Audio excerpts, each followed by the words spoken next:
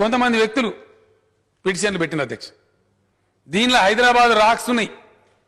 ఇదో విచిత్రమైన కథ అధ్యక్ష. వాడు ఎవడు పిడిచాడో ఆడికెళ్ళి పిడిచాడో ఓపెన్ ల్యాండ్ హెరిటేజ్ ఉంటుంది అధ్యక్ష అన్న ప్రపంచంలో. ఓపెన్ ల్యాండ్ హెరిటేజ్ అంటే భూమి మీద ఎవడే మాట్లాడుతుంది కానీ భూమి కూడా హెరిటేజ్లో వచ్చింది అంతే. భూగోళమే హెరిటేజ్. ఇక పుట్టినోళ్ళ చెట్ల కింద బతకాలి చచ్చిపోవాలి అధ్యక్ష. ఏం ముట్టదు ఏం పట్టదు because heritage.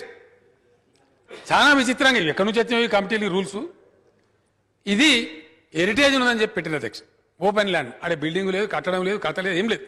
That 400 acres which this government is eyeing like a real estate broker, ఆ 400 ఎకరాలను ఎట్టి పరిస్థితుల్లో, ఇది కేసీఆర్ గారి మాట, మా పార్టీ మాట, మా పార్టీ తరఫున మేము మాటిస్తున్నాం, 3 ఏళ్లలో మేము ఖచ్చితంగా మళ్ళీ ప్రభుత్వంలోకి వస్తున్నాం.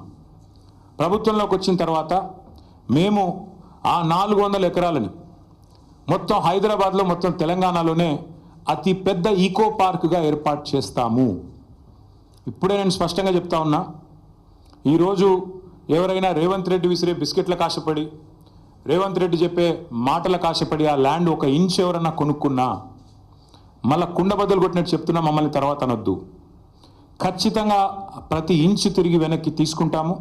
ఒక అద్భుతమైన ఈకో పార్క్, ఎట్లా అయితే ఒక సెంట్రల్ పార్క్ ఉంటుందో మన్హాటన్లో, ఆ స్థాయిలో ఒక అద్భుతమైన ఈకో పార్కును హైదరాబాద్ ప్రజలకి గిఫ్ట్గా అందిస్తాము.